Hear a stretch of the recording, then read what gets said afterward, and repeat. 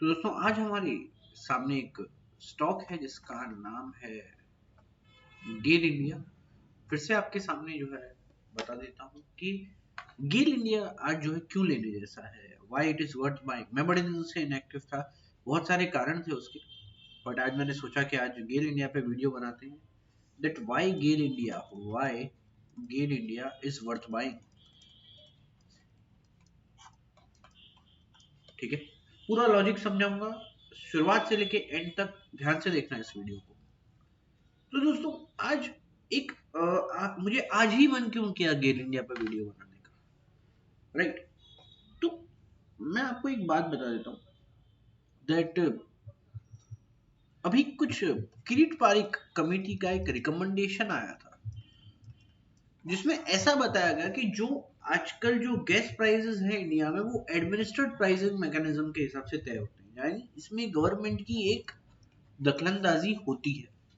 लेकिन किरीट पारिक कमेटी ने ये एक रिकमेंडेशन दिया है कि ये जो प्राइजेस हैं वो 2027 से डीरेगुलेट हो जाएंगे, यानी there will be no interference of government and it will be entirely decided by market mechanisms, यानी मार्केट ड्रिवन प्राइसेस होंगे। ओके, बट वो आज से इन्हें जो है एप्लीकेबल इम्प्लीमेंट नहीं कर सकते इस देश में, क्योंकि इम्प्लीमेंटेशन के लिए एक टाइम चाहिए। सो ट्रांजिशन फेज के लिए उन्होंने डिसाइड किया है कि gas prices will fluctuate between a band of 4 to 6.5, right. Now इसमें एक बात समझनी पड़ेगी कि फायदा किसको होगा, नुकसान किसको होगा। तो दोस्तों अभी जो प्राइसेस चल रहे हैं वो चल रहे हैं 8.5 एपीएम के हिसाब से। ओके, और गवर्नमेंट ने कह दिया कि ये 4 टू 6.5 के बीच होंगे, राइट। गवर्नमेंट यानी किरीट पारिक रिकमेंडेशन रिकमेंड किया कि 4 टू 6.5 के बीच होंगे। अभी इसमें क्या होगा कि जो लोगों जो सप्लायर, देखो ऑयल गैस में भी सप्लायर है, जैसे ओएनजीसी ऑयल है, ये सब कंपनियां हैं जो सप्लायर है, एक्सप्लोरेशन करने वाली कंपनियां हैं। वो जो है 8.5 पर दे रही थी, अब उनको 6.5 और 4 के बैंड में देना पड़ेगा, तो उन्हें एक तरीके से लॉस होगा। लेकिन जो कंपनियां डाउनस्ट्रीम कंपनीज हैं जो इनसे खरीदती हैं, जैसे आईजीएल, एमजीएल, गेल कह सकते हैं, जिनका काम ट्रांसमिशन का है, राइट, उनके लिए तो ये बात बहुत अच्छी है क्योंकि उन्हें सस्ते में मिलेगा। बट मैं आपको बता देता हूँ कि ये 2027 तक ही अच्छा है। लॉन्ग रन में it will B market driven. अगर गैस का प्रोडक्शन बढ़ जाता है तो इट्स गुड फॉर सप्लाई, बढ़ जाएगी और भाव कम हो जाएंगे, it's good for downstream company. पर लॉन्ग रन में it's purely market driven. ONGC की फेवर में भी जा सकता है, यानी सप्लाई साइड वालों के फेवर में भी जा सकता है, और डाउनस्ट्रीम वालों के फेवर में भी जा सकता है। बट 2023 से लेके 2027 तक ये चीज जो है दोस्तों इसके ज्यादा फेवर में है डाउनस्ट्रीम वालों के, यानी एमजीएल, आईजीएल, गेल कह सकते हैं। गेल को जो है वो फायदा थोड़ा कम मिलेगा क्योंकि गेल जो है डाइवर्सिफाइड बिजनेस है।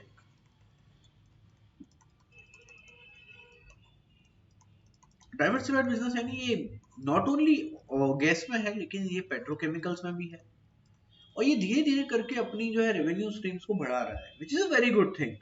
बट तो ये जो करंट न्यूज आई है इसका बहुत बड़ा बेनिफिशियरी वो नहीं बन पाएगा, क्योंकि उसके बहुत सारी चीजें हैं, डाइवर्सिफाइड है, राइट। तो उस दूसरे सेक्टर्स में अनसर्टेनिटी है, जिसकी वजह से अगर इसमें उसको फायदा भी मिला तो दूसरे सेक्टर का जो अनसर्टेनिटी है, प्रोबेबल लॉस है, वो जो है इस फायदे को सेट ऑफ कर देगा। तो आप बोलेंगे भाई तुम ये वीडियो को क्यों बना रहे हो गेल पे, तो ये गेल के बहुत सारे कारण है।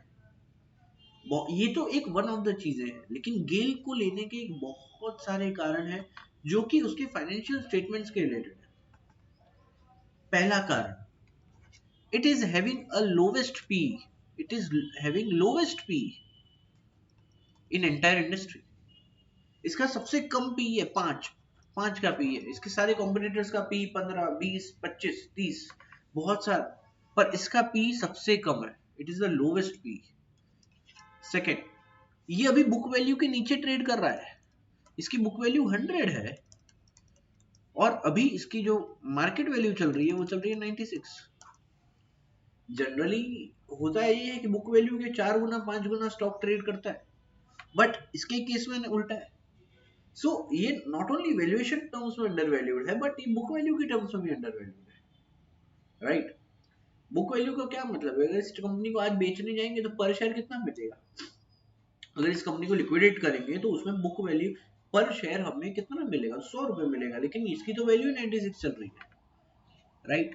सो it is considered as very under valued. Third, पिछले साल की अर्निंग से, नेट प्रॉफिट से, प्रीवियस ईयर के नेट प्रॉफिट से, यानी आप कह सकते हैं 2021 के नेट प्रॉफिट से 2022 के नेट प्रॉफिट सबसे ज्यादा है, लेकिन फिर भी dividend pay out ratio is same. यानी अगर मैंने 2021 में 100 रुपए कमाए थे और 10% डिविडेंड दिया था, 10% डिविडेंड पे आउट था, यानी 10 रुपीज शेयर होल्डर को दिया और 90 रुपीज रिटेन अर्निंग्स, और फिर दूसरे साल मैंने 2022 में 200 रुपए कमाए और फिर भी 10% डिविडेंड पे आउट किया, यानी 20 रुपए दिए। सो शेयर होल्डर के हाथ में तो ज्यादा अमाउंट आ रहा है ना, समझ रहे हो बात को। लेकिन नॉर्मली कंपनीज क्या करती हैं भाई, 2021 में 100 रुपए कमाया, 10% डिविडेंड पे आउट डिक्लेयर किया 10 रुपए, और फिर 2022 में 200 रुपए कमाया और उसमें 5% डिविडेंड पे आउट देते हैं ताकि फिर से शेयर होल्डर के पास 10 रुपए ही जाए। वो कोशिश करते हैं कि शेयर होल्डर के पास वही अमाउंट जाना चाहिए जो पिछले साल जा रहा था, तो वो डिविडेंड पे आउट रेशियो को अर्निंग्स के हिसाब से एडजस्ट करते रहते हैं। लेकिन गेल ने ऐसा नहीं किया, गेल ने अब की बार भी शेयर होल्डर को खुश किया है। इसके दूसरे इम्प्लीकेशन भी कह सकते हैं भाई, दूसरी बात ये है कि क्या पता ये जो है शेयर होल्डर की इच्छा पूरी करने के चक्कर में अपने ग्रोथ प्लान्स को स्पॉन्सर करने के लिए ये डेट उठा ले, और ये हुआ भी है दोस्तों, बोरोइंग्स बढ़ रही है इसकी, वो एक चिंता की बात है, इसमें कोई डाउट नहीं है। बट इतने सारे फेवरेबल फैक्टर्स हैं, इसलिए जो है मार्केट ने ऑलरेडी उसे डिस्काउंट करके रखा है बोरोइंग्स वाले पार्ट को। बट ये जो नई चीज आई है ना, ये अभी भी अनडिस्काउंटेड है कि फायदा किरीट पारिक रिकमेंडेशन से जो फायदा होगा गेल को, वो अभी भी मार्केट ने डिस्काउंट नहीं किया है। अब यानी अभी भी मार्केट ने जो है उसे कैपिटलाइज नहीं किया। I can say that thing भाई, मार्केट अभी भी भाव में नहीं रिफ्लेक्ट हो रहा कि मार्केट को ये सब पता चल रहा है। सो हमारे पास और भी स्कोप है। तीसरा है दोस्तों कि इसका जितना मैंने देखा है over a period of time, market में जब भी जो लार्ज कैप्स में मैंने ऑब्जर्व किया एक ट्रेंड, लार्ज कैप और स्मॉल कैप्स में मैंने, पहले मैं आपको स्मॉल कैप्स का बता देता हूँ। स्मॉल कैप्स में मैंने एक ट्रेंड ऑब्जर्व किया कि मान लो 2021 में अर्निंग्स हैं 100, 2022 में अर्निंग्स हैं 90, 2023 में अर्निंग्स हुई 100। अब मार्केट जो है ना, ये 90 से 100 इसने अच्छा किया, इस पर विश्वास नहीं करने वाला स्मॉल कैप्स में। उसको स्मॉल कैप्स में मार्केट तभी विश्वास करेगा जब 2024 में एक और बार ये 110 का रिजल्ट देता है, यानी एक कांस्टेंट राइज है। यहाँ पिछले साल की कंपैरिजन में अगर आप एक बार अच्छा कर लो तो स्मॉल कैप्स में कोई कंसिडर नहीं करता। स्मॉल कैप्स में मार्केट इतना उसको इंपॉर्टेंस नहीं देती, उसको एक और बार प्रूव करना पड़ेगा तब जाके वो स्टॉक ऊपर जाता है। लेकिन लार्ज कैप में ऐसा नहीं है दोस्तों। लार्ज कैप में आपको सिर्फ एक साल प्रूव करना होता है। अगर कंपनी एक साल भी एक अपने पिछले साल के रिजल्ट से भी कुछ अच्छा परफॉर्म कर लेती है ना, तो इसको एक पॉजिटिव वे में गिनाया जाता है। ये मैंने over a period of time trend देखा है। गेल ने भी कुछ ऐसा ही किया। मान लो उसकी अर्निंग 1000 थी 2020 में, फिर उसकी 2021 में 800 हो गई और अभी वापस 1000 हो गई, राइट। गेल एक लार्ज कैप कंपनी है। मार्केट को इस, अगर मैं पुराने ट्रेंड्स को देखूं कि जब भी एक लार्ज कैप कंपनी वापस रिकवर करती है प्रॉफिट्स वाइज, ग्रोथ वाइज, तो उसको अच्छा पॉजिटिव गिना जाता है। लेकिन गेल को मार्केट ने गिराया है, राइट। सो ये लार्ज कैप में जो भी ट्रेंड्स फॉलो हो रहे हैं वो गेल को एप्लीकेबल नहीं हो रहे, विच इज ये बता रहे हैं कि गेल जो है अंडर वैल्यूड है अपने बाकी पीयर्स से देखा जाए तो। सो ये दोस्तों मैंने बहुत सारे जो है बातें करी है, शायद आपको समझ में नहीं आई हो, लेकिन ये जो चीजें हैं ना, इवैल्यूएशन टर्म्स में जो जो इसके पीयर्स के साथ हुआ है, जो जो इसके लार्ज कैप पीयर्स के साथ हुआ है, या लार्ज कैप्स ओवरऑल में हुआ है, वो गेल में फॉलो नहीं हो रहा। ये एक बात है। इसके वजह से देखो, मार्केट का एक रूल है, जो चीज पहले होनी चाहिए थी अगर वो नहीं होती तो मार्केट उसे इंटरेस्ट के साथ रिकवर करके देता है शेयर होल्डर को पैसा, राइट, वो चीज इंटरेस्ट के साथ होती है, वो चीज इंटरेस्ट के साथ होती है। रेलवे रेलवे शेयर्स को जब बढ़ना चाहिए वो नहीं बढ़े, लेकिन आज जब वो बढ़े तो वो इतना ज्यादा बढ़ गई कि पहले की कंपैरिजन का भी सब वसूल लिया और एक्स्ट्रा शेयर होल्डर्स को कमाने को मिला। इंटरेस्ट के साथ देता है मार्केट। अगर मार्केट में डिले होता है तो वो इंटरेस्ट के साथ होता है, और इंटरेस्ट के साथ आपको जो है रीपे करता है मार्केट। ये खासियत है मार्केट की।